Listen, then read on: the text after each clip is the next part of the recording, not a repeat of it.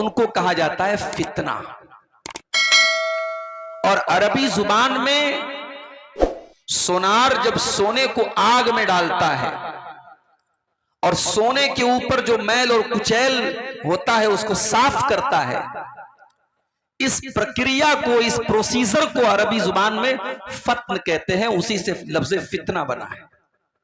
और इसीलिए अरबी में सोनार को फत्तान भी कहते हैं, क्योंकि वो ये काम बार बार करता है। तो कयामत के पहले फितने बहुत ज्यादा आएंगे।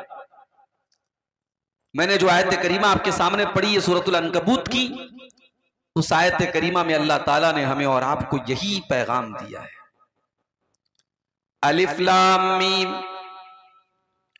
अहसिबन्नासु अन युत्रकू अन यक़ूलू आमन्ना वहुम ला युफ्तनून। ऐ लोगों, क्या तुमने ये समझ लिया है कि तुमने जुबान से ला इलाहा इल्लल्लाह पढ़ लिया, तुमने जुबान से ईमान का इकरार कर लिया, तुमने इस्लाम का इकरार कर लिया, तो तुमको छोड़ दिया जाएगा। वलक़द फ़तन्नल्लज़ीन मिन क़ब्लिहिम, ऐ मुसलमानों, तुमसे पहले की उम्मतों को भी हमने आजमाइशों में डाला था। उनके ऊपर भी बहुत तरीके की आजमाइशें आई थी। फलयअलमन्नल्लाहुल्लज़ीन सदक़ू वलयअलमन्नल काज़िबीन। ये अल्लाह का तरीका है, ये अल्लाह का दस्तूर है। हर जमाने में अल्लाह ताला ईमान वालों को परखने के लिए, सच्चों को झूठों से अलग करने के लिए, खरे को खोटे से अलग करने के लिए, मोमिन को मुनाफिक से अलग करने के लिए हर दौर में अल्लाह ताला उनको आजमाइशों में डालता है, फितनों में डालता है। आज के दौर में हम कभी कभी देखते हैं शिर्क करने वाला तरक्की कर रहा है, तौहीद वाला बेचारा परेशान है। हलाल रोजी कमाने वाला, खाने वाला परेशान है। हराम कारोबार करने वाला ऐश कर रहा है। रात रात भर इबादत करने वाला परेशान है। और गुनाह का काम करने वाला, गलत काम करने वाला, हराम काम करने वाला मजे ले रहा है। तो हमारे दिल में भी कभी कभी डाउट पैदा होता है कि ऐसा क्यों हो रहा है। इसी का नाम फितना है। कयामत के पहले ऐसा दौर आएगा जब दीन के ऊपर अमल करना बहुत मुश्किल हो जाएगा। अल्लाह के नबी फरमाते हैं सल्लल्लाहु अलैहि वसल्लम, सयाती अलन्नासी ज़मानुन अलकाइमु अला दीनिही कलकाबिज़ी अलल जमरी। कयामत के पहले ऐसा दौर भी आएगा, ऐसा जमाना भी आएगा जब दीन पर कायम रहने वाला इतनी मुश्किलात का सामना करेगा, इतनी समस्याओं का सामना करेगा जैसे अपने हाथों में अंगारा लेने वाला है। बकरीद का त्योहार आता है, बाज लोगों के पेट में दर्द होने लगता है। अखबार में खबर आती है मुसलमानों को बकरीद के त्योहार पे जानवरों की कुर्बानी नहीं करनी चाहिए, उतना पैसा किसी गरीब को दे दे तो उसकी बड़ी मदद हो सकती है। मुंबई में मुकेश अंबानी के बेटे की शादी हो रही है। शादी के पहले के जो फंक्शंस हैं, जिसको प्री वेडिंग फंक्शन कहते हैं, शादी अभी नहीं हुई, शादी के पहले का जो तामझाम है उसमें 9 अरब रुपये खर्च हो चुके। अमेरिका की एक नाचने गाने वाली को बुलाया गया था, उसने 1 घंटा नाचा है, उसको 1 घंटा नाचने के 74 करोड़ रुपए दिए हैं मुकेश अंबानी जी ने। और हमारे बॉलीवुड के बड़े बड़े हीरो और हीरोइन मजे ले लेके उसकी शादी में शामिल हो रहे। तब किसी के पेट में दर्द नहीं हुआ कि 9 अरब रुपये किसी गरीब की बेटी की शादी इससे हो जाए और किसी बच्चे की पढ़ाई पे खर्च कर दिए जाएं और किसी गरीब के घर में कूलर का पानी का इंतजाम कर दिया जाए और पंखा लगा दिया जाए, तब किसी के पेट में दर्द नहीं हुआ। जब दीन के रास्ते में खर्च करने की बात आती है, जब कुर्बानी करने की बात आती है, तो बड़े बड़े लिबरल लोग और बड़े बड़े सेकुलर लोग कहते हैं साहब कुर्बानी को खत्म कीजिए, ये पशु हत्या है, ये जानवरों की हत्या है, और जो है वो पैसा कहीं और खर्च किया जाए। ये हालात है मेरे भाई। दीन पर अमल करना लोहे के चने के चबाने जैसा हो जाएगा। इसीलिए अल्लाह के नबी फरमाते हैं बदाल इस्लाम गरीबा, जब इस्लाम शुरू हुआ था तो दुनिया की नजर में अजनबी था। इस्लाम पर अमल करने वाले जब शुरुआत में इस्लाम आया तब भी उसके ऊपर अमल करने वाले दुनिया की नजर में अजनबी थे। वसयऊदु कमा बदा गरीबा, और आगे चल करके फिर ऐसा दौर आ जाएगा जब इस्लाम पर अमल करना मुश्किल हो जाएगा। एक लड़की अपने जिस्म की नुमाइश करती है, अपने शरीर के हिस्सों को दिखाती है और सड़क पर निकलती है, रेलवे स्टेशन पर जाती है, ट्रेनों में सफर करती है, फ्लाइट में सफर करती है, किसी को कोई एतराज नहीं है, किसी को कोई समस्या नहीं है। अपने पूरे शरीर को दिखा रही है, एक्सपोज कर रही है, किसी को कोई समस्या नहीं है। एक मुसलमान लड़की नकाब में कॉलेज में चली जाती है, पर्दे में यूनिवर्सिटी में चली जाती है, उसके ऊपर बवाल किया जा रहा है, उसके ऊपर एतराज किया जा रहा है, उस पर छींटाकशी की जा रही है, उसको बुरा भला कहा जा रहा है, उसको उकसाया जा रहा है। बदाल इस्लाम गरीबा, अल्लाह के नबी फरमा रहे हैं इस्लाम जब शुरू हुआ था तब भी इस्लाम पर अमल करने वालों को बहुत सारे ताने मारे जाते थे, और आगे चल करके इस्लाम पर अमल करने वालों को फिर से ताने मारे जाएंगे। एक नौजवान अपने दामन को गुनाहों से बचा रहा है, किसी से कोई नाजायज ताल्लुक नहीं है, शादी अभी नहीं हुई है, अपने आप को गुनाह से बचा रहा है, तो लोग क्या कहते हैं कि ये तो बहुत बैकवर्ड है, ये तो बहुत पिछड़ा हुआ है, इसको तो जमाने के रंग ढंग भी नहीं पता है। दूसरा नौजवान ज़िनाकारी में पड़ा हुआ है, बदकारी में पड़ा हुआ है, चार चार लड़कियों से फोन पर बातें कर रहा है, लड़कियों को घुमा रहा है, और दुनिया की नजर में वो बड़ा चालाक है, बड़ा मॉडर्न है, बड़ा होशियार है। मेरे प्यारे साथियों, जो अपने दामन को गुनाहों से बचा रहा है, अल्लाह के नबी फरमाते हैं बदाल इस्लाम गरीबा, इस्लाम पर अमल करने वाले दुनिया की नजर में अजनबी बन जाएंगे। और जब ऐसा दौर आ जाए तो अल्लाह के नबी क्या फरमाते हैं, फतूबा लिल गुरबा, ओ लोगो तुम दीन पर अमल करते रहना, तुम्हें ताने सुनने पड़े तो तुम सुन लेना, तुम्हें गालियां सुननी पड़े तो तुम सुन लेना, तुम्हें लोगों की बातें सुननी पड़े तो तुम सुन लेना, तुम दुनिया की नजर में अजनबी बन जाना, मैं तुम्हें जन्नत की खुशखबरी सुना रहा हूं। फतूबा लिल गुरबा, अल्लाह के नबी उनको तूबा, तूबा जन्नत का एक नाम है। अगर आपके घर में बच्ची पैदा हो, बच्ची का नाम तूबा रख सकते हैं। तूबा ये जन्नत का एक नाम है। अल्लाह के नबी ने जन्नत की खुशखबरी सुनाई कि उन लोगों को जन्नत की खुशखबरी सुना दो जो दीन पर अमल करने की वजह से जमाने की नजरों में अजनबी बन जाए। हम उस दौर से गुजर रहे हैं मेरे भाई, और याद रखो ये दौर कोई नया दौर नहीं है, नबी के दौर से चला आ रहा है ये दौर। याद करो अपने नबी की सीरत, जब आपने सफा की पहाड़ी पे चढ़ करके कहा था अय्युहन्नास क़ूलू ला इलाहा इल्लल्लाह, ओ लोगों तुम ला इलाहा इल्लल्लाह कह दो तुफ्लिहू, तुम कामयाब हो जाओगे, व तमलिकुल अरब वल अजम, तुम अरब व अजम के मालिक बन जाओगे। आपने दुनिया को तौहीद की दावत दी, तो क्या लोगों ने आपको फूल का माला पहनाया? नहीं नहीं। लोगों ने शाबाशी दी? नहीं नहीं। बल्कि लोगों ने आपकी मुखालफत की, आपको बुरा भला का, और सबसे पहला एतराज करने वाला आपका अपना चचा अबू लहब था। जब आपने लोगों को तौहीद की दावत दी तो अबू लहब ने क्या कहा था, तब्बल्लक या मोहम्मद अलिहाजा जमातना, ऐ मोहम्मद तेरे लिए बर्बादी हो, तूने हमें इसलिए यहाँ पर बुलाया था, तू हमें हमारे बाप दादा का मजहब छोड़ने की बात कर रहा है, तू हमें अपने माबूदों को छोड़ने की बात कर रहा है। सबसे पहला रोड़ा बना था अबू लहब। और एक बात बताऊं, अबू लहब का नाम अबू लहब क्यों पड़ा? लहब के माने अरबी में होते अंगारा। अबू लहब बहुत गोरा चट्टा था, वो फेयर एंड लवली नहीं लगाता था, फेयर एंड हैंडसम नहीं लगाता था, वो नेचुरल गोरा था, बहुत खूबसूरत था। इतना गोरा था कि उसका नाम पड़ गया अबू लहब। इतना गोरा, इतना खूबसूरत कि अंगारे की तरह वो चमका करता था। मगर उसका अंजाम क्या हुआ मेरे भाइयों? कुरान में अल्लाह ने पूरी सूरत नाजिल फरमा दी, तब्बत यदा अबी लहबिन व तब मा अगना अन्हु मालुहु व मा कसब। अबू लहब के दोनों हाथ टूट जाएं, अबू लहब बर्बाद हो जाए। मा अगना अन्हु मालुहु व मा कसब, न उसका माल उसके कोई काम आया, न उसकी कमाई उसके कोई काम आई।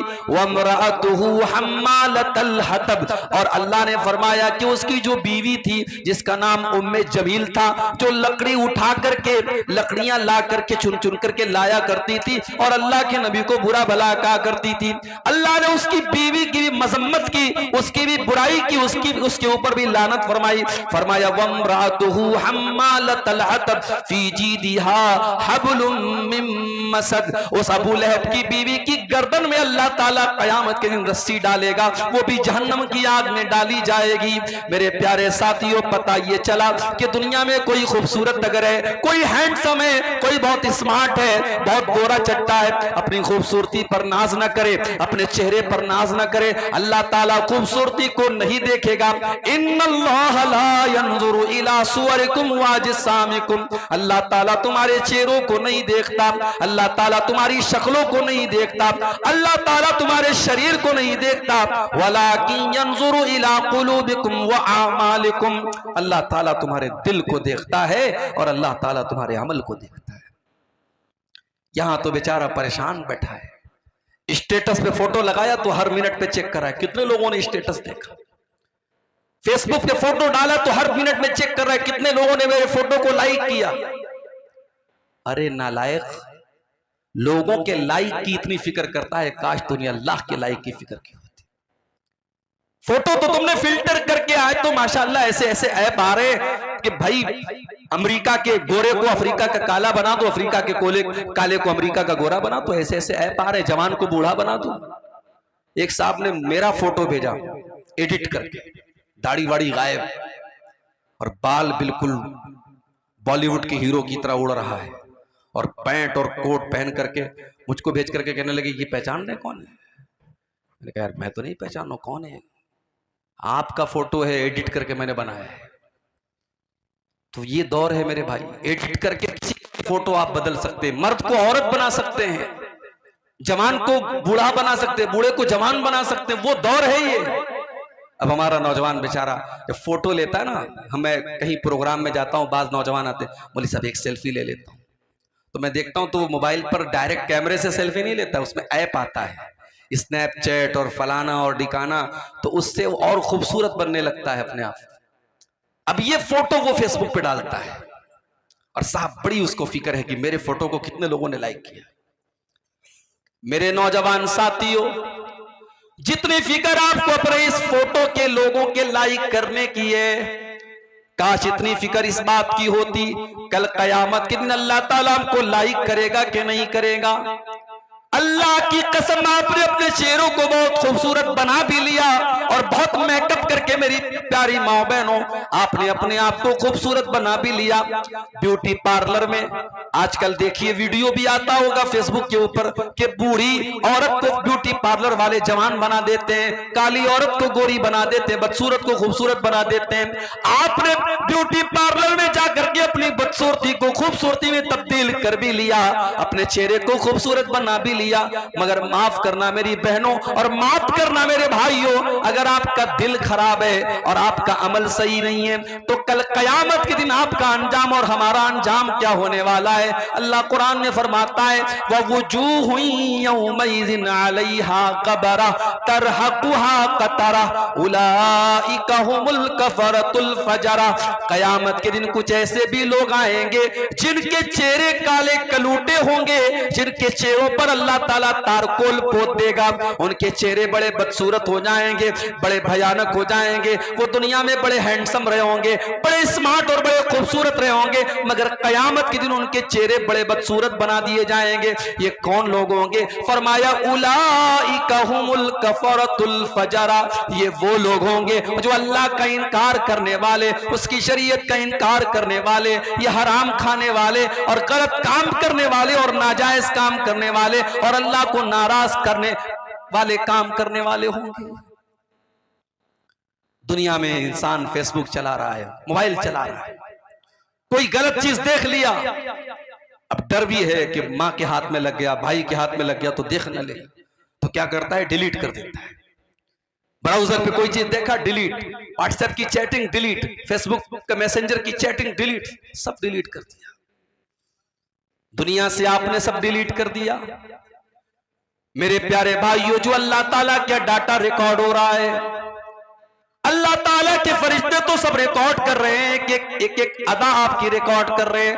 व इन्ना अलैकुम लहाफिज़ीन किरामन कातिबीन, मेरे किरामन कातिबीन एक एक हरकत को तुम्हारे रिकॉर्ड कर रहे हैं। यालमून मा तफअलून, तुम जो जो कर रहे हो मेरे फरिश्तों को मालूम है। फरिश्ते सब रिकॉर्ड कर रहे हैं, और फरिश्ते तो कर ही रहे हैं।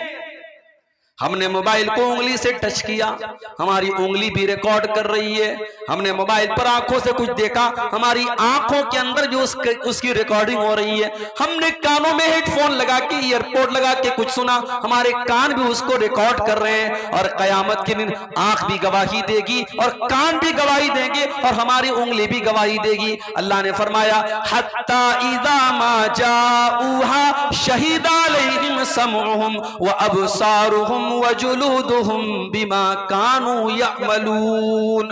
कयामत के दिन जब तुम आओगे, तुम्हारी आंखें भी तुम्हारे खिलाफ गवाही देंगी, तुम्हारे कान भी तुम्हारे खिलाफ गवाही देंगे, तुम्हारे बदन की चमड़ी भी तुम्हारे खिलाफ गवाही देगी।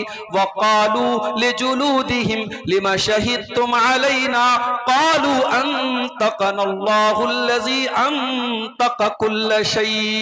इंसान कहेगा अपनी चमड़ी से, तू कैसे बोल रही है, तू कैसे बात कर रही है। इंसान की चमड़ी कहेगी, आज अल्लाह ने हमको बोलने की ताकत दी है, बोलने की शक्ति दी है, और आज हम तेरे करतूतों का पर्दाफाश करेंगे, तेरे पोल खोलेंगे, तेरा सब कुछ बयान करेंगे। इसकी फिक्र करो मेरे भाई। ये उंगली से जो टच करते हो उंगली गवाही देगी, ये कानों से जो सुनते हो कान गवाही देंगे, आंखों से जो देखते हो आंख गवाही देगी। और अल्लाह हिसाब नहीं लेगा, अल्लाह हिसाब तो बाद में लेगा। दुनिया में क्या होता है, रिजल्ट मिलता है स्कूल में बच्चों को, उस पर लिखा रहता है पास है कि फेल है, पास है तो कौन सी डिवीजन से पास है, कितने परसेंटेज मिले।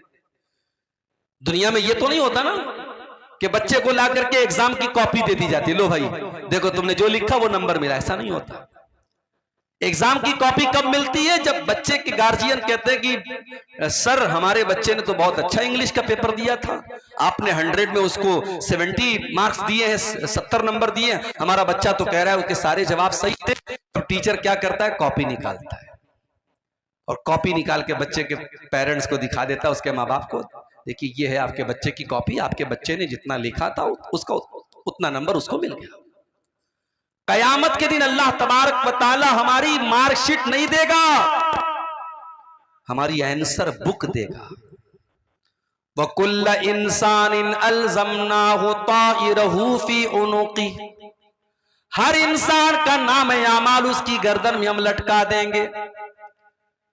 वकुल्ल इंसानिन अल्ज़मनाहु ताइरहु फी उनुक़ी व नुख़रिजु लहू यौमल क़ियामति किताबन यल्क़ाहु मंशूरा। उसकी पूरी जिंदगी का कच्चा चिट्ठा एक खुली हुई किताब की शक्ल में उसकी गर्दन में लटका दिया जाएगा, और अल्लाह फरमाएगा इक़रा किताबक कफ़ा बिनफ़्सिकल यौमा अलैका हसीबा।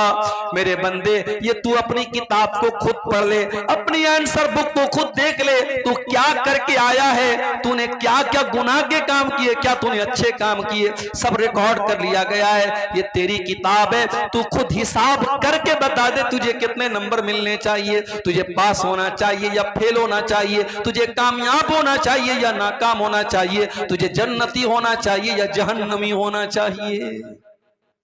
ये है अल्लाह ताला का सिस्टम मेरे भाई।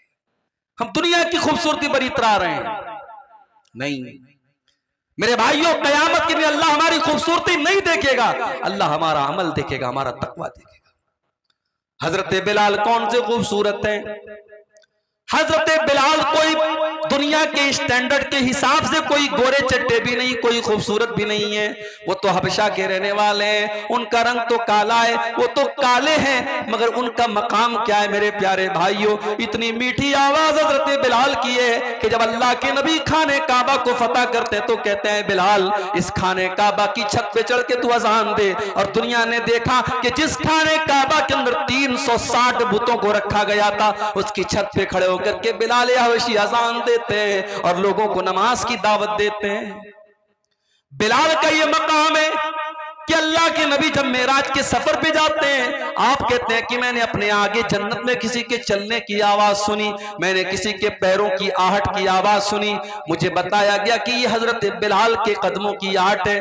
जब आप दुनिया में तशरीफ लाए, आपने पूछा कि बिलाल तू कौन सा ऐसा अमल करता है कि मैंने जन्नत में तेरे कदमों की आहट की आवाज सुनी थी। हजरत बिलाल ने कहा अल्लाह के नबी मुझे ऐसा कोई अमल तो याद नहीं है, हाँ एक बात मेरे अंदर है, मैं कभी बेवजू नहीं रहता हूं। पेशाब किया, लेटरिन की हाजत हुई, हवा खारिज हो गई, जब भी मेरा वजू टूट जाता है मैं वजू कर लेता हूं, और जब भी मैं वजू करता हूं मैं 2 रकात नमाज पढ़ता हूं। अय अल्लाह के नबी हो सकता है कि यही अमल हो। आपने फरमाया कि हाँ ए बिलाल यही वो अमल है जिसने तुझे इस मकाम तक पहुंचाया। यही बिलाल थे जब इन्होंने इस्लाम को कबूल किया, इनके मालिक ने उमैया इब्ने खल्फ ने इनको अरब के तपते हुए सहरा में, अरब के तपते हुए बालू पर लिटा दिया और इनके सीने पर गर्म पत्थर रख दिया और इनके ऊपर प्रेशर डाल करके कहने लगा कि ऐ बिलाल अगर तू इस्लाम को छोड़ दे तो मोहम्मद का दीन छोड़ दे, ऐ बिलाल हम तुझे तकलीफ देना छोड़ देंगे। मेरे नौजवान साथियों, बिलाल कोई बहुत पढ़ा लिखा इंसान नहीं है, बिलाल कोई खूबसूरत इंसान नहीं है, बिलाल कोई हैंडसम इंसान नहीं है, मगर बिलाल के सीने में जो दिल है उस दिल में अल्लाह की मोहब्बत भरी है, रसूल की मोहब्बत भरी है। उस अरब के तपते हुए सहरा में लेटा हुआ बिलाल, सीने पर गर्म पत्थर रखा हुआ बिलाल, सीने की चर्बी बिलाल की पिघल रही है और बिलाल के पीठ को अरब की तपती हुई रेत उनकी पीठ को पिघला रही है, मगर फिर भी बिलाल की जुबान से क्या निकलता है? अहद अहद अहद, मेरा अल्लाह एक है, मेरा माबूद एक है, मेरा रब एक है। बिलाल अपनी तौहीद को छोड़ने को तैयार नहीं है। और हमारी नौजवान नस्ल का क्या हाल है? बरेली शहर, उत्तर प्रदेश के बरेली शहर में 8 साल तक मदरसे में पढ़ने वाली लड़की फेसबुक पर किसी ने आई लव यू बोल दिया, मोहब्बत का इकरार कर दिया, उसके जाल में फंसती है और इस्लाम को छोड़ करके उसके मजहब में दाखिल होती है, उसके साथ जाके शादी कर लेती है। ये हमारी कौम की हालत है। शर्म से चुल्लू पर पानी में डूब मरना चाहिए हमें। हमको तो लगता है कि साहब ये तो अखबार में खबर आई है, ये सिर्फ एक खबर नहीं है, ये पूरी कौम के लिए सोचने का मकाम है मेरे भाई। और इसीलिए मैं कहता हूं कि इन मदरसों को आप हकीर मत समझो।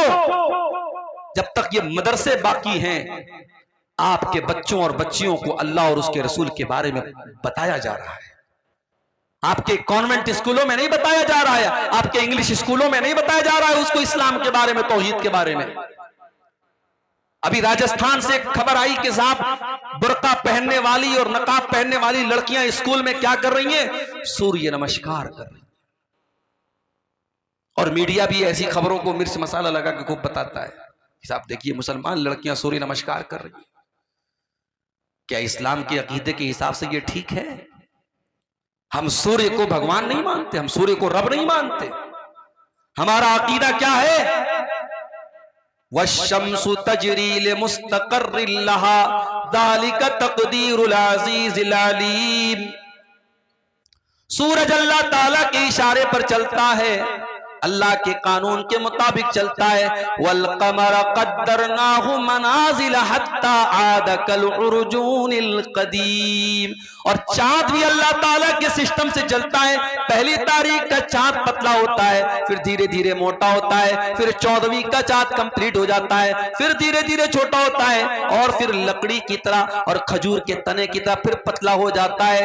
ये चांद का सिस्टम, ये सूरज का सिस्टम ये बता रहा है कि चांद अपनी मर्जी से नहीं निकल रहा है, सूरज अपनी मर्जी से नहीं निकल रहा है। इनको निकालने वाला कोई है, इनको चलाने वाला कोई है। सूरज अपनी मर्जी का मालिक नहीं है, चांद अपनी मर्जी का मालिक नहीं है। मेरे प्यारे भाइयों, हमारा अकीदा तो ये है कि सूरज हमेशा पूरब से निकल रहा है और पश्चिम में डूब रहा है। ये अल्लाह का कानून है, ये अल्लाह का हुक्म है, इसलिए सूरज ऐसा कर रहा है। और जिस दिन कयामत कायम होने वाली होगी, अल्लाह सूरज को हुक्म देगा कि हमेशा तो तू पूरब से निकला करता था, लेकिन आज तुझे उल्टा करना है और कयामत के दिन सूरज पश्चिम से निकल जाएगा।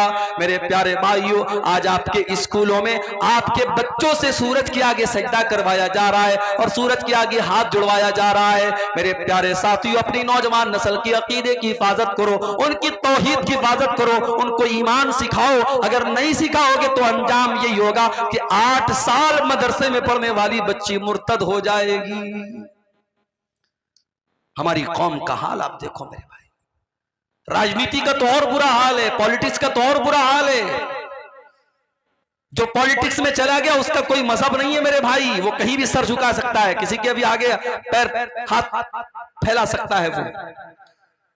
नहीं मेरे भाइयों, ऐसा नहीं होना चाहिए। और याद रखो, इस्लाम से जो लोग नफरत करते हैं उनको आपकी तरक्की से उनको कोई नुकसान नहीं है। आप पैसा कमाइए, आप घर बनाइए, आप अच्छा कपड़ा पहनिए, उनको इससे प्रॉब्लम नहीं है। उनको प्रॉब्लम आपके इस्लाम से है, उनको प्रॉब्लम आपके दीन से, आपके ईमान से है। इसलिए अल्लाह कुरान में कहता है, वला यज़ालूना युकातिलूनकुम हत्ता यरुद्दूकुम अन दीनिकुम। ऐ नबी, इस्लाम के दुश्मन इसीलिए आपसे लड़ाई करते और जंग करते हैं ताकि मुसलमानों को दीन से हटा दें, मुर्तद कर दें, मुसलमानों को अल्लाह की तौहीद से दूर कर दें। हमारी कौम का हाल क्या है? अररिया का ये इलाका बड़ा पिछड़ा हुआ इलाका है। किसी बाप को अल्लाह ताला ने तौफीक दी, उसने बेटे को पढ़ाया, बेटा आईएएस ऑफिसर बन गया। कटिहार के अंदर, पूर्णिया के अंदर, अररिया के अंदर आईएएस ऑफिसर बन गया। बहुत अच्छी बात है, हमारी कौम का बच्चा आईएएस ऑफिसर बन गया। अब आईएएस ऑफिसर की कुर्सी पर जब वो बैठा, वो लड़का हमारी कौम का, तो वो कारून बन गया, वो फिरौन बन गया, अल्लाह को भूल गया। उसे इस्लाम बड़ा मामूली मजहब लगने लगा। उसे लगने लगा कि साहब ये मौलवी लोग तो बड़ी दकिया रूसी बातें करते हैं, इस सब मजहब की बातों को छोड़ दो, तरक्की करो, आगे बढ़ो, ये रोजा नमाज छोड़ो, ये सब टॉपिक। अगर इसका नाम तरक्की है मेरे भाई, तो हमें ऐसी तरक्की नहीं चाहिए। हमें ऐसी तरक्की नहीं चाहिए जो मजहब और दीन और तौहीद को हम खो करके हासिल करें मेरे भाइयों। इमाम मालिक का एक जुमला नोट कर लो। इमाम मालिक ने कहा था कि इस उम्मत में बाद में आने वाले लोग कामयाब नहीं हो सकते हैं जब तक वो उस फॉर्मूले को ना अपना लें जो पहले के लोगों ने अपनाया था। सहाबे किराम को देखो, बकरी चराने वाले, खेती करने वाले, सहराओं में घूमने वाले, अल्लाह ताला ने उनको क्या मकाम दे दिया। उस दौर की बड़ी बड़ी सुपर पावर ने उनके आगे सर झुका दिया। ईरान की सुपर पावर जिसको किसरा कहा जाता था, और रूम की सुपर पावर जिसको कैसर कहा जाता था, कैसर और किसरा ने भी उनको सैल्यूट किया और उनके आगे झुकना पड़ा। और बैतुल मुकद्दस जो एक जमाने तक यहूदियों के कब्जे में, ईसाइयों के कब्जे में था, उस बैतुल मुकद्दस को भी मुसलमानों ने अपने कंट्रोल में लिया और वहां पर नमाज शुरू हो गई। मेरे प्यारे साथियों, ये सारे के सारे हालात सहाबे किराम के दौर में हुए। सहाबे किराम ने तरक्की के नाम पर अपने दीन को नहीं छोड़ा, अपने ईमान को नहीं छोड़ा, अपने इस्लाम को नहीं छोड़ा। उन्होंने वक्त की फिरौनों की आंखों में आंखें मिला करके उनको घुटनों के बल गिरने पर मजबूर कर दिया, मगर अपने दीन और अपने ईमान से कभी कॉम्प्रोमाइज नहीं किया।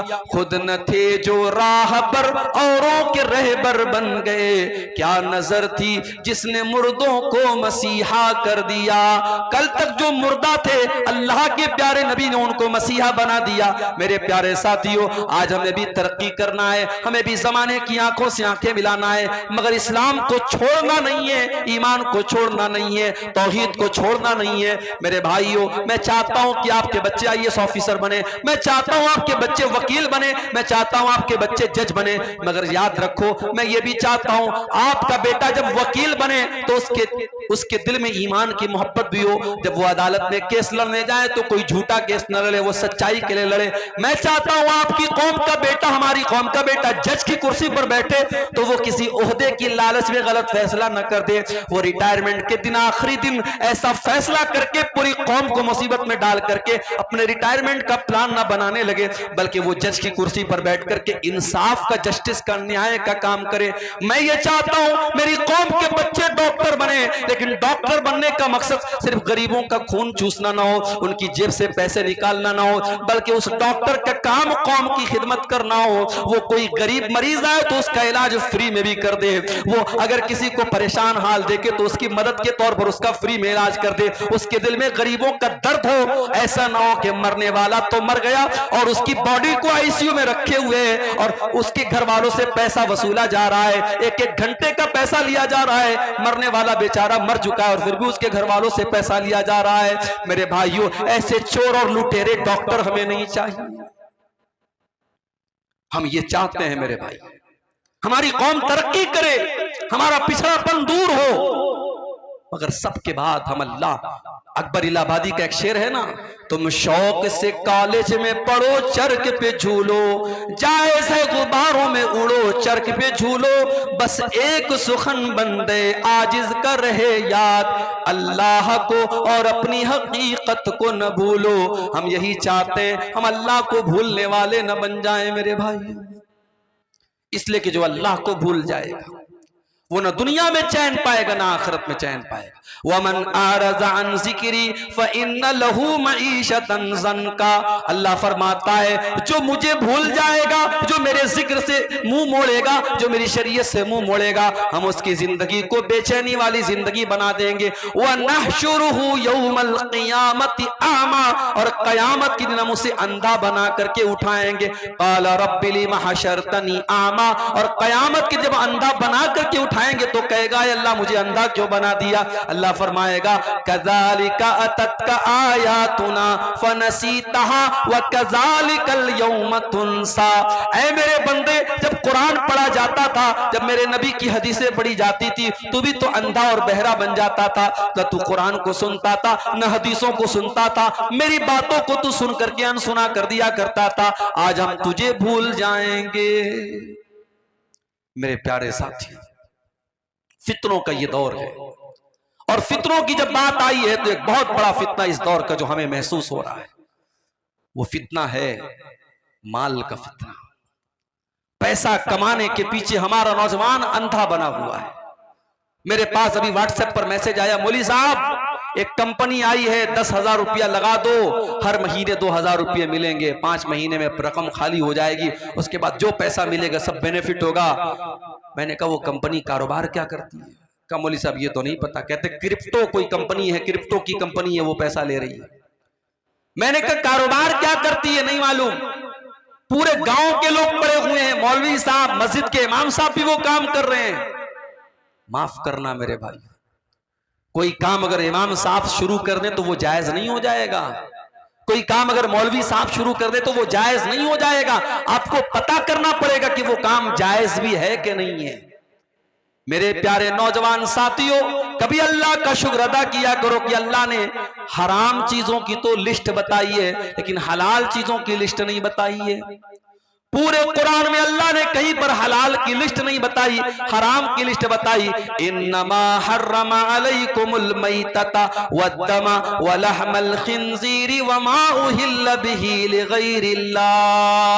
ऐ ईमान वालो, अल्लाह ने तुम्हारे ऊपर मुर्दार को हराम किया है, खून को हराम किया है, सूअर के गोश्त को हराम किया है, गैरुल्लाह का जिस चीज पर नाम लिया जाए उसको हराम किया है। हराम की तो लिस्ट बताई अल्लाह ने, लेकिन हलाल की लिस्ट नहीं बताई है। मेरे प्यारे भाइयों, आप कारोबार कीजिए, आप बिजनेस कीजिए, और छोटा किसी बिजनेस को आप छोटा मत समझिए।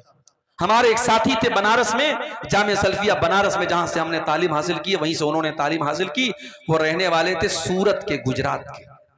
आप लोगों ने कभी सुना होगा कि गुजराती लोग जो होते हैं कारोबार में बहुत आगे होते हैं, और इस पूरे भारत को भी 2 गुजराती चला रहे हैं, मालूम है ना आपको?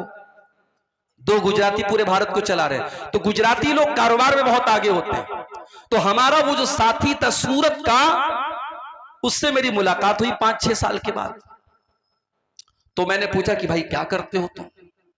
अब भाई मौलवी लोग क्या करते हैं, कोई कहीं खुतबा दे रहा है, किसी मदरसे में पढ़ा रहा है, या बिहार में आमतौर से मदरसा खोल लेते हैं मौलाना लोग। तो मैंने सोचा शायद इन्होंने भी कोई मदरसा खोल लिया हो या मदरसा में पढ़ा रहे हो। तो कहा कि मेरे अब्बू की पकोड़े की दुकान है, हमारे अब्बू की पकोड़े की दुकान है, मैं वो चला रहा हूं, बहुत अच्छी चल रही है। तो मुझे यार, मैंने कहा यार तुम मौलवी हो के पकोड़े की दुकान पे तुमको अच्छा लगता है?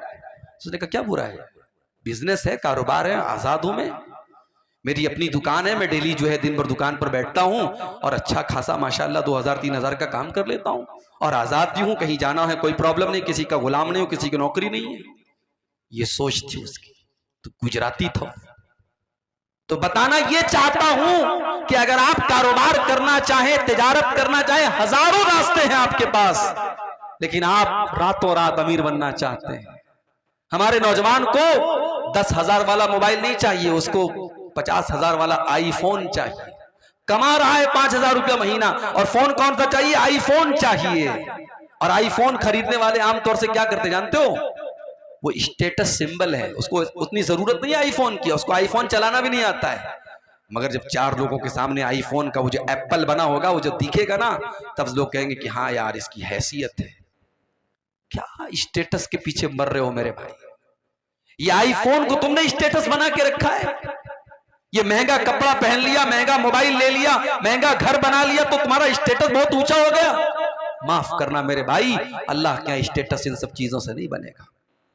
इन्ना करमकुम इंदल्लाहि अत्काकुम, अल्लाह ताला क्या अगर किसी का स्टेटस ऊंचा होगा तो उसका होगा जिसके अंदर अल्लाह का तकवा होगा। मेरे नबी की जिंदगी को देखो मेरे भाइयों, मेरे नबी का मकान भी कोई आलीशान नहीं, मेरे नबी का कपड़ा भी कोई आलीशान नहीं, मेरे नबी के घर में कोई फर्नीचर भी नहीं। आपकी जिंदगी तो ऐसी गुजरी कि अल्लाह के नबी एक चटाई पर लेटा करते थे।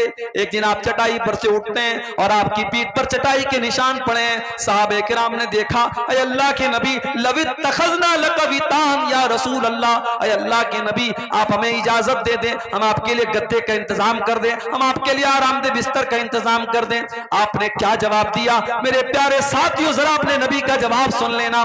फरमाया माली वली दुनिया, ओ लोगों मेरा दुनिया से क्या लेना देना है। माना इल्ला करा के बिन इस्तज़ल्लता तशजरतिन सुम्मा राह फतरकहा, अरे मैं तो एक परदेसी की तरह हूं, मैं तो मुसाफिर की तरह हूं जो किसी पेड़ के नीचे थोड़ी देर हाल्ट करता है, थोड़ी देर आराम करता है, फिर अपनी मंजिल की तरफ चला जाता है। मैं दुनिया में रहने के लिए नहीं आया हूं, मेरी मंजिल तो आखिरत है, मैं आखिरत की तैयारी करने के लिए आया हूं।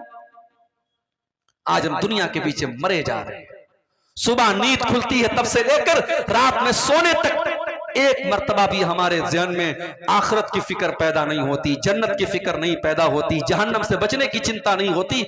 हाय दुनिया, हाय दुनिया, हाय दुनिया। मेरे प्यारे साथियों, ये माल और औलाद भी अगर आपको अल्लाह से दूर कर दे तो ये बहुत बड़ा फितना है। अल्लाह कुरान में कहता है इन्नमा अमवालुकुम व औलादुकुम फितना, तुम्हारा माल भी तुम्हारे लिए फितना है, तुम्हारी औलाद भी तुम्हारे लिए फितना है। अगर माल के चक्कर में तुम हराम रास्ता अपना रहे हो और औलाद के चक्कर में तुम गलत रास्ता अपना रहे हो तो माल भी फितना है और औलाद भी फितना है। मेरे भाई, अल्लाह के प्यारे नबी मिंबर पे खुतबा दे रहे हैं, जुमा का खुतबा आप दे रहे हैं। आपके नवासे हजरत हसन हुसैन जिनकी उम्र 4-5 बरस की है, वो दोनों मस्जिद में आ रहे हैं। 5 साल के बच्चे चलते भी हैं तो गिरते पड़ते हुए चलते हैं। हदीस के अल्फाज हैं हजरत हसन हुसैन गिरते पड़ते फिसलते हुए मस्जिद में चले आ रहे हैं। अल्लाह के प्यारे नबी की नजर अपने नवासों पर पड़ी और वो दोनों नवासे लाल रंग का कुर्ता पहने हुए हैं। पता ये चला कि लाल रंग का कुर्ता पहनना जायज है, लाल रंग का कपड़ा पहनने में कोई हर्ज की बात नहीं है। हाँ, सैफ्रॉन कलर का कपड़ा नहीं पहनना चाहिए, जाफरानी कलर का कपड़ा, वो मुशरिकों की पहचान है, वो उनका शियार है। अगर कोई रेड कलर का लाल रंग का शर्ट पहनता है, कुर्ता पहनता है, चाहे मर्द हो चाहे औरत हो, कोई हर्ज की बात नहीं।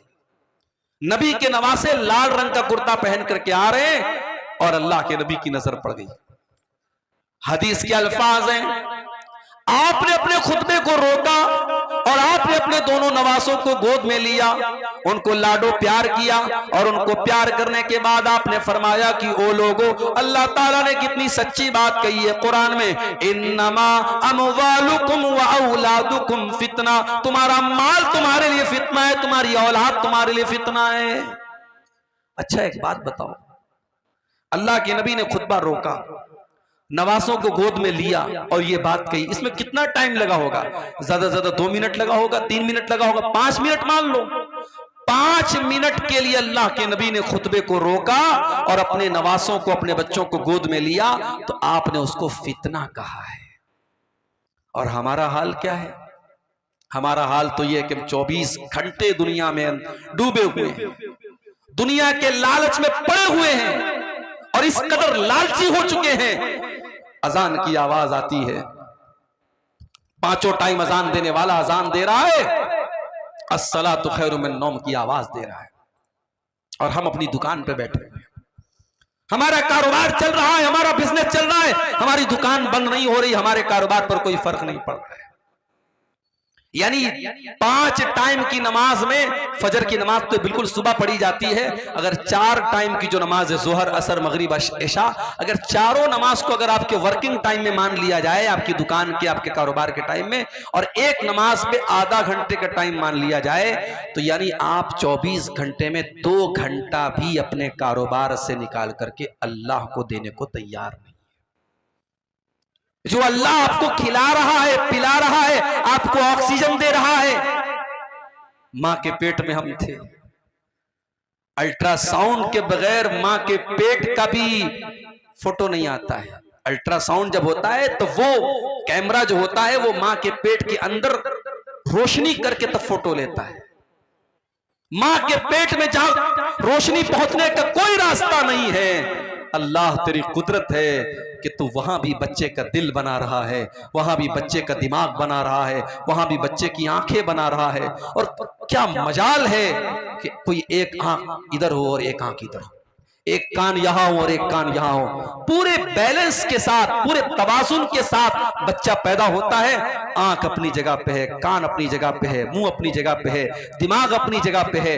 ये अल्लाह की कुदरत देखो मेरे प्यारे साथियों, अल्लाह ताला मां के पेट में ये सारा प्रोसेस करता है। और आज हम और आप इतने बड़े नाशुक्रे हैं, उस अल्लाह के लिए हम 5 टाइम की नमाज भी पढ़ने को तैयार। इसीलिए अल्लाह कुरान में कहता है, रिजालुल्लाह तुलहीहिम तिजारतुन वला बैउन अन ज़िक्रिल्लाह, मेरे वो हकीकी बंदे और मेरे सच्चे मोमिन बंदे तो वो है, उनका कारोबार उनको नमाज से कभी नहीं रोकता है। वो नमाज भी पढ़ते और कारोबार भी करते हैं। और मैंने देखा है मुंबई के अंदर ऐसे ऐसे सेठों को देखा है मेरे भाइयों, आप यकीन करें, आपके अररिया में क्या कोई पैसा कमाने वाले होंगे, आपके पूर्णिया में क्या कोई पैसा ऐसा कमाने वाले होंगे, आपके किशनगंज में क्या पैसा कमाने वाले होंगे। मैंने मुंबई में ऐसे सेठों को भी देखा है जो बहुत बड़े करोड़पति अरबपति हैं, बहुत बड़ा उनका कारोबार है, मगर रमजान के आखिरी अशरे में वो एतिकाफ भी करते हैं, वो 10 दिन एतिकाफ में भी बैठते हैं। और जब वो एतिकाफ में बैठते हैं तो अपने कारोबार का जो मोबाइल है वो अपने भाई को, अपने घर को, अपने बेटे को दे करके आते हैं कि नहीं नहीं, अब ये 10 दिन मुझे अपने बिजनेस से कोई मतलब नहीं, अपने कारोबार से कोई मतलब नहीं, मैं 10 दिन अल्लाह की इबादत के लिए लगा रहा हूं। रिजालुल्लाह तुलहीहिम तिजारतुन वला बैउन अन ज़िक्रिल्लाह, मेरे सच्चे मोमिन बंदे तो वो हैं, उनका कारोबार उनको कभी अल्लाह के जिक्र से गाफिल नहीं करता, कभी नमाज से गाफिल नहीं करता। यखाफून यौमन ततक़ल्लबु फ़ीहिल क़ुलूब वल अबसार, इसलिए कि वो कयामत के दिन से डरते हैं जिस दिन लोगों की दहशत का बड़ा बुरा आलम होगा। दहशत क्या होती है आपने देखा है, नेपाल में ज़लज़ला आया, बनारस में हल्का सा झटका महसूस हुआ। मैं तो उस वक्त ट्रेन में सफर कर रहा था, सुबह मेरी बीवी का फोन आया, कहने लगी रात में ज़लज़ला आपने देखा, ज़लज़ला आया था। मैंने कहा मैं तो ट्रेन में बैठा था, ट्रेन में तो हमेशा ज़लज़ला आता रहता, ट्रेन हिलती रहती है। कहा कि नहीं, रात में बहुत सब चीजें हिल रही थी, ज़लज़ला आया था। 2 दिन तक बनारस में लोगों के पेट मुंह से खाना उतर नहीं रहा था, लोग दहशत के आलम में थे। ज़लज़ला कहां आया था? नेपाल में आया था। उसका झटका दिल्ली और उत्तर भारत था जो नेपाल में आया था। इज़ा ज़ुलज़िलतिल अर्ज़ु ज़िलज़ालहा, जब वो ज़लज़ला आएगा जो सिर्फ उत्तर भारत में नहीं, सिर्फ दक्षिण भारत में नहीं, मध्य प्रदेश में नहीं, महाराष्ट्र में नहीं, गुजरात में नहीं, इज़ा ज़ुलज़िलतिल अर्ज़ु ज़िलज़ालहा, जब पूरी धरती को अल्लाह ताला हिला देगा, व अखरजतिल अर्ज़ु अस्क़ालहा, और जमीन अपने सारे बोझ निकाल देगी। अच्छा, ये बोझ निकाल देगी, इसका क्या मतलब है? इसका मतलब यह है कि जमीन के अंदर जो हीरे जवाहरात, सोने चांदी और कीमती मेटल्स है, सब बाहर निकल जाएगा। जमीन अपने सारे खजाने निकाल देगी। और एक मतलब यह भी है कि जमीन के अंदर जितने मुर्दे हैं, कयामत के दिन सब जिंदा हो जाएंगे। वक़ालल इंसानु मा लहा, और इंसान कहेगा इस जमीन को क्या हो गया है। यौमइज़िन तुहद्दिसु अख़बारहा, और कयामत के दिन जमीन अपनी बातें बयान करेगी, जमीन बोलेगी बिअन्ना रब्बका औहा लहा, क्योंकि उस जमीन को अल्लाह ताला हुक्म देगा बोलने का। इससे एक बात यह पता चली कि हम जिस धरती पर और जिस जगह पर कोई काम करते हैं, वो जगह भी गवाही देगी। मिसाल के तौर पर इस गांव में आज ये जलसा हो रहा है। अब जलसे वालों का कहना है कि हमें उम्मीद नहीं थी कि इतनी सारी पब्लिक आ जाएगी, क्योंकि ये इलाका बहुत पिछड़ा हुआ है, आने जाने का जो रास्ता है बहुत मुश्किल है, बहुत टफ है, फिर भी लोग आए। और इस वक्त जो है रात के तकरीबन 1:15 बज रहे हैं, लोग जमे हुए हैं, माए बहनें हमारी बैठी हैं। ये इलाका, ये पिंडाल, ये पूरी धरती बोलेगी कयामत के दिन कि हाँ, यहाँ रात को 1:15 बजे तक, 1:30 बजे तक, 2 बजे तक तेरे दिन की बातें हुई थी, कुरान हदीस की बातें हुई थी। और इसी इलाके में अगर किसी घर में, किसी कमरे में बैठ करके कोई जुआ खेल रहा है, कोई शराब पी रहा है, कोई ज़िना कर रहा है, कोई हराम काम कर रहा है, वो धरती भी बोलेगी मेरे भाइयों, यौमइज़िन तुहद्दिसु अख़बारहा, जमीन गवाही देगी कि हाँ, वहां पे क्या हुआ था। इसलिए जब गुनाह करना तो ये सोच के करना कि ये कमरा गवाही देगा, ये धरती गवाही देगी। कहां से बचेंगे हम अल्लाह के यहां? आगे रमजान का महीना आ रहा है मेरे भाई। अल्लामा इब्न जौज़ी का एक जुमला आज मैंने पढ़ा, बड़ा प्यारा जुमला था। अल्लामा इब्न जौज़ी लिखते हैं कि अगर कब्र में मरे हुए लोगों से कहा जाए कि तमन्ना करो, आरजू करो, तो मरा हुआ आदमी जो मर चुका है, कब्र में जा चुका है, अगर उससे कहा जाए कि तुम्हारी कोई अंतिम इच्छा है, कोई आखिरी ख्वाहिश है, तो पता है वो क्या कहेगा? कहेगा कि अल्लाह एक दिन तू रमजान का और दे दे, एक दिन तू रमजान का और दे दे। रमजान इतना कीमती महीना है मेरे भाई। पिछले रमजान में कितने लोग हमारे गांव में रहे होंगे, इस साल वो नहीं है, इंतकाल हो गया उनका। कितने बूढ़े लोग, कितने नौजवान लोग, कितनी औरतें पिछले रमजान में थी, इस साल नहीं है। और इस साल अल्लाह ताला हमको ये तौफीक दे रहा है, सन 2024 का और हिजरी कैलेंडर के हिसाब से 1445 हिजरी का रमजान हमें मिलने वाला है, अगर हम जिंदा रहे, अगर हमारी हयात बाकी रही। अल्लाह ने हमें एक चांस दिया है मेरे भाई कि अपने आप को हम सुधार ले, तौबा कर लें। और जब हम तौबा करेंगे, हमने जितने गुनाह किए अल्लाह सब माफ कर देगा। अच्छा, दुनिया में इंसाफ का पैमाना अलग है। दुनिया का इंसाफ क्या कहता है कि अगर किसी ने अच्छा काम किया उसको बदला दिया जाए, किसी ने बुरा काम किया उसको सजा दी जाए। दुनिया का इंसाफ तो यही है। अल्लाह का इंसाफ बड़ा निराला है। अल्लाह का इंसाफ ये है, अगर आपने कोई नेकी का इरादा किया, आपने इशा की नमाज पढ़ी और रात में बिस्तर पे सोने के पहले आपने मोबाइल के ऊपर अलार्म लगाया कि मैं रात को 3 बजे उठ करके तहज्जुद की नमाज पढ़ूंगा, पक्का इरादा आपने किया, लेकिन थके हारे थे, नींद आ गई, सोए रह गए और 3 बजे रात में फजर आप तहज्जुद की नमाज के लिए नहीं उठ पाए। अल्लाह के नबी फरमाते, जब बंदा नेकी का पक्का इरादा करता है और किसी वजह से वो नेकी नहीं कर पाता है, अल्लाह कहता है उक्तुबू लहू हसनतन, मेरे बंदे के नाम अमाल में एक नेकी लिख दो। उसने किया नहीं था, इरादा किया था, पक्का इरादा किया था। और अगर बंदा वो नेकी का काम कर लेता है, अल्लाह फरिश्तों से कहता है उक्तुबू लहू अशरा हसनात, उसके नाम आमाल में 10 नेकी लिख दो। नेकी का इरादा किया तो 1 नेकी का सवाब, और नेकी कर लिया तो 10 नेकी का सवाब। उसके बाद एक और बंदा आता है और वो गुनाह करता है, अल्लाह फरमाता है इसके नाम आमाल में 1 गुनाह लिखो। उसने गुनाह का इरादा किया था, अल्लाह कहता है 1 गुनाह लिखो।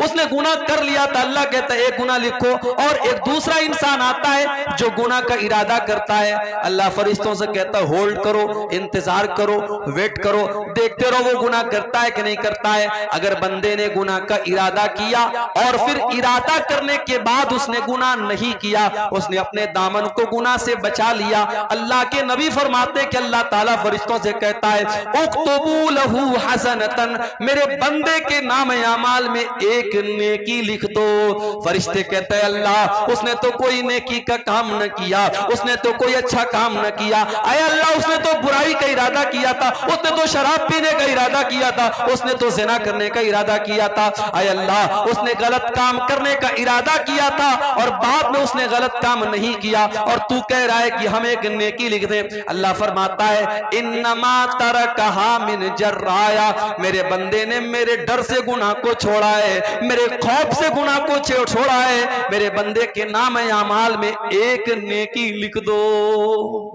ये है अल्लाह का इंसाफ। इतना करीम है हमारा रब, इतना रहीम है, इतना मेहरबान है, और हम इतने बड़े नालायक हैं, नाशुक्र हैं कि उस अल्लाह से हम तौबा भी नहीं करते। मेरे भाइयों, अल्लाह को क्या पड़ी है कि अल्लाह अपना अजाब हम पर नाजिल करेगा। ये जितने परेशानियां हम पर आ रही हैं, ये हमारे अपने करतूतों का नतीजा है। अल्लाह हम पर अजाब भेजना नहीं चाहता है। अल्लाह तो खुद कुरान में कहता है मा यफ़अलुल्लाहु बिअज़ाबिकुम इन शकरतुम व आमनतुम व कानल्लाहु शाकिरन अलीमा।